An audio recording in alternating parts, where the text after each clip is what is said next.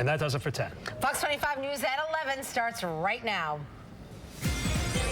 And now at 11, it's a cool night out there. The clouds are playing jump rope with us and some rain in the forecast. I'll have it all for you. All right, Kevin. NFL Commissioner Roger Goodell saying that they asked for the video of Ray Rice, but they got turned down, the latest in the investigation.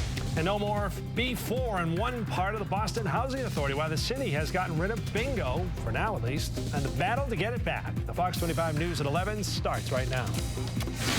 Huge primary night here in Massachusetts. Tonight we have the race for governor set. We also have a big upset in a race for Congress. Hello, everybody. Maria Stefanos. And I'm Mark Ochblum. It is Coakley versus Baker for governor and Moulton versus Tassay for Congress in the 6th. Let's go right to our political reporter, Sharman Sketty, for the wrap-up. Sharman? A lot of news happening tonight. We begin with the big Massachusetts governor's race, and Martha Coakley defeating Steve Grossman and, of course, Don Berwick there.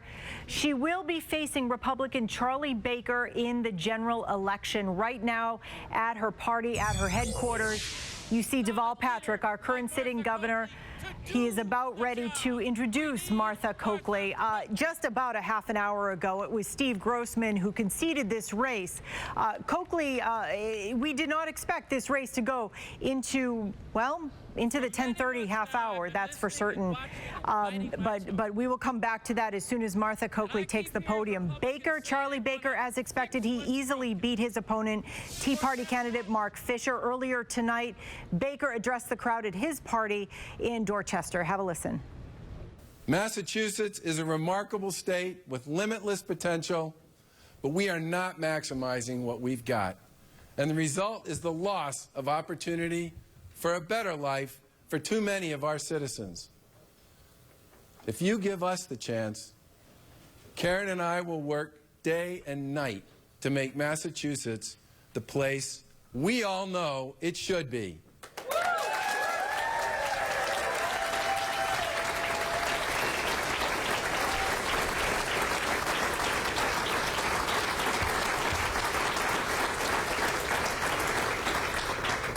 A place where everyone who wants to work can find a good-paying job, where a child's zip code doesn't determine the quality of their school, and where every community will be the kind of place where tomorrow always looks better than today. And now we are going to some pretty big news here. The upset in the 6th Congressional District. Incumbent Democratic Congressman John Tierney conceded tonight to Democratic challenger and Iraq War vet Seth Moulton. Tierney, first elected to office in the late 90s. He faced a tough primary, an uphill battle that got even tougher in the last week. He delivered a very brief concession speech at the Hawthorne Hotel in Salem tonight. Here's a listen. And I'm proud of all the work. This was just an amazing 18 years. And we appreciate it, and we appreciate you standing with us all the way. Thank you so very, very much. All right, now we're going out to the Moulton campaign. Fox 25's Bob Ward is live in Salem now with them. Hi, Bob. Hey, Sharman, what a big night up here in Salem. I am live outside the VFW Hall in Salem. This is where Seth Moulton, a newcomer to politics, has defeated 9-time incumbent John Tierney in the 6th Congressional District of Massachusetts. Seth Moulton telling a very excited crowd just about an hour ago that he is a progressive Democrat, but he wants to reach out to the other side. He said he's tired of the stalemate in Congress. He wants to reach out to the other side. He wants to be able to work with Republicans, but he said, make no mistake about it, I am a progressive Democrat. Here's a sample of what he said to his supporters tonight. I'm a progressive Democrat who opposed the war in Iraq, but I was also a Marine serving my country, so I went, led my platoon, and always ate last. Congress should have that same ethic. If the government is shut down, I will not accept my pay. And if we haven't passed a jobs bill, I won't support an increase in my own salary. Seth Moulton tonight accepting victory in the Democratic primary in the 6th Congressional District here in Massachusetts. We're in Salem where tonight he accepted victory, and he thanked John Tierney, the longtime incumbent, for his race. But it was a tough battle. It was neck and neck. And Charmin, as you mentioned, John Tierney barely squeaked by back in 2012, which was a presidential election year. He was the congressman was embroiled in controversy. But this time out, John Tierney does not survive the primary. Now Seth Moulton, a newcomer, a new face here in Massachusetts, running for Congress. We'll see how this one turns out. Charmin? Big story. Thanks, Bob. And now we are going to take some live pictures now. There's Martha Coakley. She is speaking. Let's listen in. Tom has been right there with me in the parades and the diners, shaking hands, going door to door. And that has meant the world to me. So thank you. Thank you.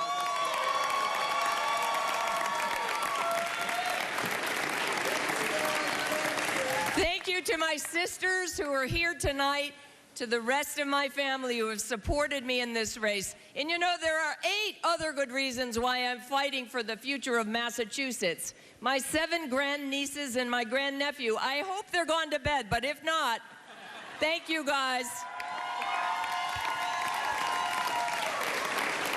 And thank you to the best team and group of volunteers you have ever seen. You guys rock!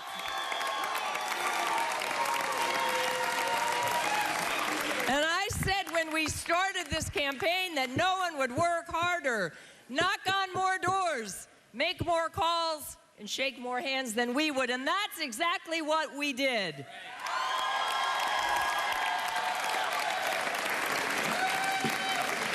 I want to thank, and I know that you do too, I want to thank Steve Grossman and Don Berwick.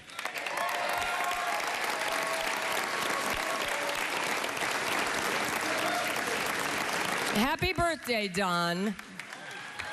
Let me also thank Juliette Kayyem and Joe Avalone. They poured their hearts and souls into this campaign.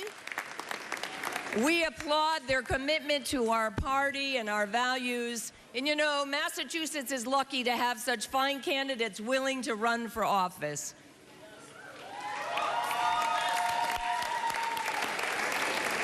I also want to acknowledge Barbara Grossman and Ann Berwick, as I know they've been out there just like Tom has on the campaign trail.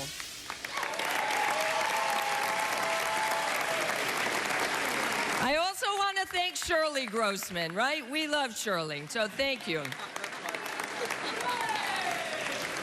I have spoken with both Steve and Don tonight. I know you've probably heard from them.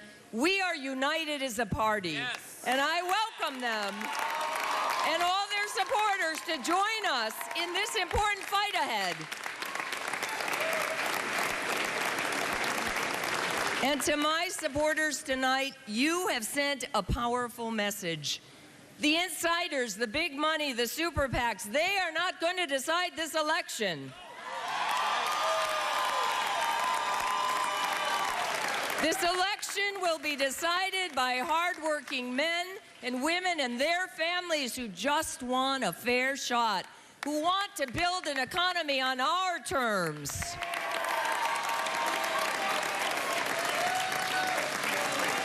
It was just a few years ago when Wall Street and the big banks nearly destroyed our economy. They gambled with our money and our pensions. They took people's homes. And in the process, they destroyed a lot of dreams and a lot of lives. I spent much of the past few years holding the big banks accountable for what they did and standing up for the people who got hurt. And now I'm running for governor to take on an even bigger fight. What we need now is a strong economy that we build on our terms, that works for us, all of us. As Don Berwick says, all means all. Democrat Martha Coakley, who will be advancing to the general election to face off against Republican Charlie Baker in November. Let's go quickly to the race for Attorney General. Maura Healey beating Warren Tolman.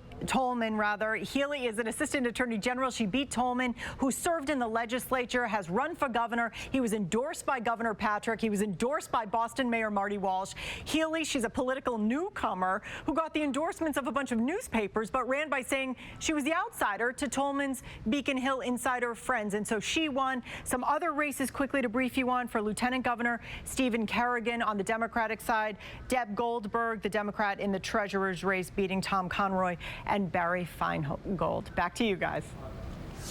Sharman, thank you. And in New Hampshire, Republican Scott Brown, hoping a primary win tonight will pave the way for his return to the U.S. Senate. He came out on top in a field of 10 Republican candidates. That sets up a showdown with incumbent Democrat Senator Jeanne Shaheen for the November general election. Shaheen was unopposed in her primary. If Brown wins, by the way, he would become only the third U.S. senator to serve multiple states. Continuing coverage throughout the newscast. Make sure you tune in to the Fox 25 Morning News for a full breakdown on all the races moving forward. And if you do, make sure you have a jacket as you leave at the door after watching that newscast. It's going to be cool in the morning. East winds, clouds kept temperatures at or below average today and tonight. It's in the 50s and 60s out there, so a cool fall feel to that air. There have been some clouds in and out of the area, but the rain has been staying to our south for now. A couple of those showers threatening to clip the beaches of Nantucket. That's all they would do. That'd be the worst of it. The next shot for rain is going to come from that stuff on the left-hand side of your screen to the west. We'll be talking about when that's going to get here and what's ahead, even into the weekend. We'll do that, too, coming up.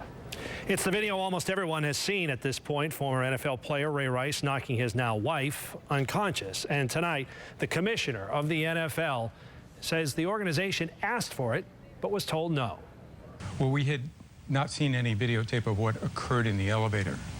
We assumed that there was a video. We asked for video. We asked for anything that was pertinent, but we were never granted that opportunity. But not everyone says that's the case. In fact, TMZ reporting otherwise as Rice's now wife talks about it. Fox 25's Ted Daniel and more. Just a short time ago, Ray Rice broke his silence with a text he sent to sports reporter Rachel Nichols. According to Nichols, Rice texted her, "I'm just holding strong for my wife and kids. That's all I can do right now." Also, as you just heard from Mark, Roger Goodell spoke a short time ago. We'll take a closer look at what he said right after this. It's poor quality and less than a minute long. But the reality is, if this video never leaked, Ray Rice would still be a Baltimore Raven, and it would be business as usual for the NFL.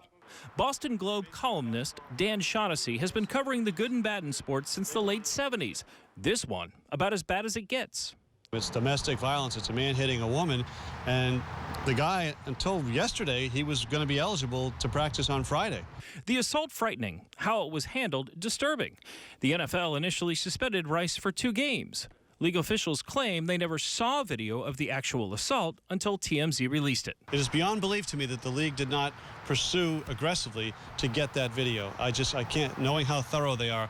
They videotape us asking questions of Bill Belichick and Foxborough. Everything, they're very careful. The Baltimore Ravens franchise also taking hits. Up until yesterday, the team defended him. The expectation really is to move with our team going forward and be the best football team we can be. So many voices reacting, and today a new one. Ray Rice's wife, the woman he beat unconscious. In a statement posted to her Instagram, Janae Palmer appears to blame the media for the nightmare she says she and Ray are now living. No one knows the pain that the media and unwanted opinions from the public has caused my family, Palmer writes. This is our life. What don't you all get?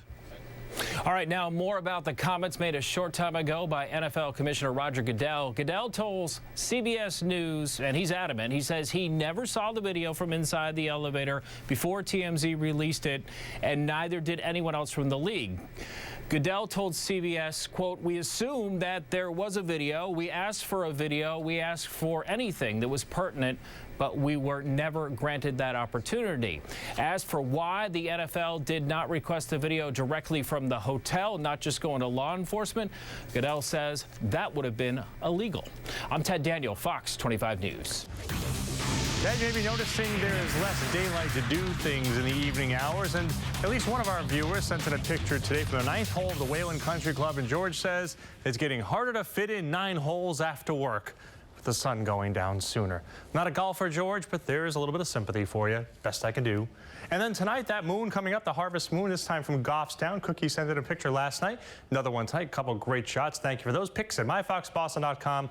Always a place to send them. A few new high temperature reports coming in since last time I talked to you. Wareham apparently was so good I put it on there twice. At 71 degrees, Leicester at 69. Londonderry, New Hampshire's a new one at 73 degrees. Temperatures right now, 63 Boston, 56 Worcester, so 50s and 60s, and that's how low temperatures are going to figure tonight. So a coolish feel, but not really well below average, just a cool fall night like it's supposed to be. Dew points are in the 50s and 60s with a couple degrees drop room in there between the temperature and the dew point. That will happen tonight. Maybe some spots of fog that can develop, especially on the coastline and some of those valley locations. Maybe you have a lake nearby your house, so that fog will start to steam off of. There are the clouds rolling back off the coast this evening, and they'll come back toward us. Though now the rain has been held offshore along that same old front, but some of these showers are making a bid to at least clip Nantucket in the next couple of hours. That'd be the worst of it, though. Onshore flow continues. Notice how the clouds are backing in toward us tomorrow, so it'll still be a coolish feel to the day for one more day. Then things start to change. Winds are going to shift around to the southwest as this next front comes toward us. That's going to bring us some warmer temperatures. So tomorrow, again, coolest near the coastline with that onshore wind in the 60s to low 70s. Warmer farther inland, and especially to the north and west, where there'll be more sunshine tomorrow, as that system that's affecting us is mainly offshore and to the coast. Pollen levels will continue to be high until we get some showers come on in here and wash them out. But by Friday, with the sun coming back out, they'll spike one more time. Ragweed continues to be the worst of it. Let's fast forward to Thursday. Some showers start to develop in the afternoon in the warmer, more humid air, at least for one day. And as the cold front crosses, more showers, maybe a rumble of thunder with some of these that come on by. Computer models are trying to tell us that in here. Anyway, I don't think there'll be a lot of juice in the atmosphere to produce heavy thunderstorms, but something we'll keep an eye on for Thursday evening. By Friday morning, that front hanging on to Cape Cod early and then pushing off, and things will dry out, and it's going to be a nice afternoon. A 7-day forecast will show you that nicely. Here it is for you. By Friday, we'll have that sunshine back and cooler temperatures. So the only spike in the heat, I suppose, and your humidity will be near 80 on Thursday, with the showers and storms coming through to cool us right back down. Guys? Kevin, thank you. It is a time-honored tradition for many. Yeah, we're talking about bingo. And for some residents in one Boston Housing Authority community, the game got the boot. Our Erica Ritchie explains from Boston tonight. We just want to play bingo. That's all we want. We're not hurting anybody. We're a family. We're going to remain a family.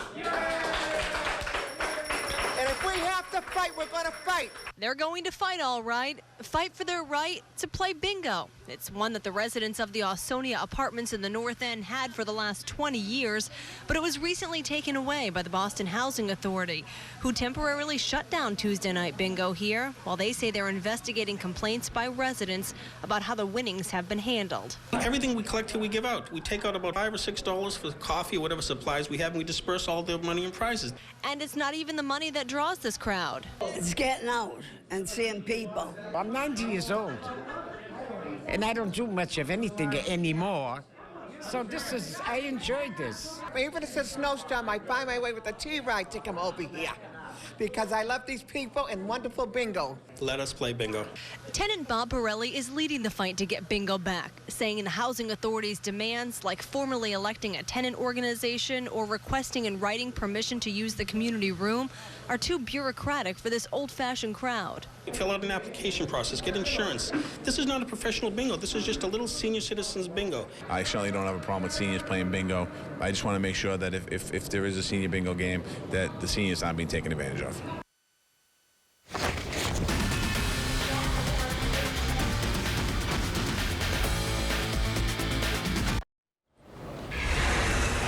Unveiling not one, but two fancy new gadgets today. CEO Tim Cook revealing the new iPhone 6 and the long-anticipated Apple Watch. The iPhone 6 has a 4.7-inch screen.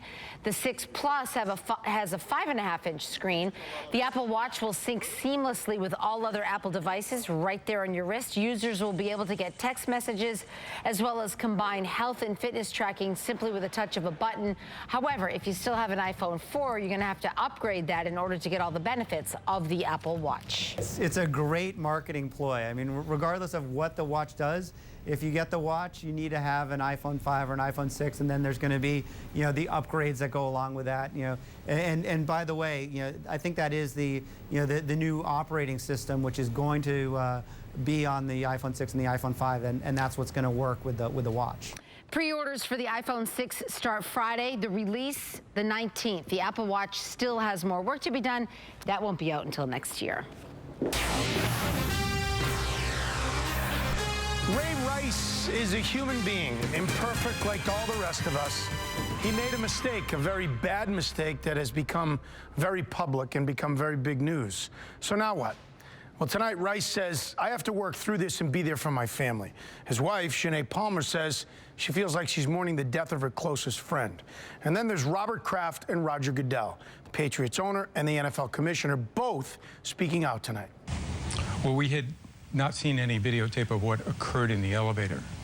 We assumed that there was a video. We asked for video. We asked for anything that was pertinent, but we were never granted that opportunity. You know our commissioner has taken some heat, and I just want to say that I spoke with him yesterday when this came out, not knowing what was going to happen and knowing I was coming in here. And he had no knowledge of this video. Then there's the news about Ray Rice jerseys. A week from this Friday and Saturday, Ravens offering you a chance to exchange those jerseys at the team's stadium stores. It was the Patriots last year who offered the same offer for Aaron Hernandez jerseys, and more than 1,200 Patriots fans exchanged those jerseys in person. As we start thinking about the Patriots' next game, it's Sunday at 1 in Minnesota. No Sean Moreno in Miami. They just ran roughshod over the Patriots last Sunday against their defense. They were gashed and run over by the Dolphins, and now they have to face Adrian Peterson, and Bill Belichick knows how good AP is. A very strong runner, good vision, and real good speed. So when he hits the seam, you're looking at, you know, a lot of yardage. He's a hard guy to tackle. Can't belabor the Miami game and carry it with us. We looked at it, we corrected it, we talked about it, and we moved on, and now we're on to Minnesota. These numbers aren't disturbing, but they are a trend, a growing trend that's not good with Moreno on Sunday in Miami. Moreno ran for 224 yards last year when he was with the Broncos in Week 12, 134 this past Sunday. C.J. Spiller ran for 105 Week 17 with the Bills, and Chris Ivory ran for 104 with the Jets. Patriots defense was something, running game defense was something we didn't have to worry about, but maybe we do now. Bruins and Celtics, guess what? Bruins open rookie training camp this Thursday. A week later, they open full training camp. And then a month from now, they have their home opener against Philadelphia when they open the season. As far as your Boston Celtics, September 27th, they open camp. September 29th is Media Day. October 6th, their first preseason game. And October 29th is their opening night versus Brooklyn at home. 17 games to go for the Red Sox now, and Dustin Pedroia may be shut down for the rest of the season. Out of the Sox lineup tonight, John Farrell saying he's been taking treatment on his hand and wrist, and implying that Petey may be done for the season. Tonight at Fenway, Anthony Renato on the mound. It was his 25th birthday, and Alejandro Diaz gave him a birthday present. He gave him two of them, 2 home runs he hit off Renato tonight. This one made it 2-0 Orioles. Daniel Nava with the foul ball, and then, well, you know, with the Red Sox so bad, the fans are trying to get in and help out. Well, okay, there you go. Nice catch. Adam Jones crushes the Renato pitch onto Lansdowne Street. 4-0 Orioles. They go on to win. They're heading to the playoffs. Speaking of playoffs, Pawtucket Red Sox in the playoffs tonight. That's Rusney Castillo wearing Dustin Pedroia's number 15, the Cuban import. He struck out in his first at-bat, but then he rips a single in his second at-bat. Paw Sox beat the Durham Bulls tonight 3-2. Castillo 1 for 4. They are up 1 game tonight. Edwin Escobar pitched well. Game 2 is tomorrow night. And the Buffalo Bills have been reportedly sold to the owners of the Buffalo Sabres, Terry and Kim Pagula, for $1.4 billion. It's a record price for an NFL team sale. I voted for you tonight, Butch. You what? I voted for you tonight. Oh, you did? Congratulations, you won. Kevin? What do you win? He won the prize. He's a winner. I want a weather chicken report. dinner. Okay, tomorrow some sun, 73 degrees. Thursday, a little warmer, a little more humid, some showers and storms to end the day. Cooler to start the weekend. Cheery first thing in the morning. Later. Tonight. All day, every day. Stay with myfoxboston.com. Brought to you by Verizon 4G LTE, America's largest 4G LTE network.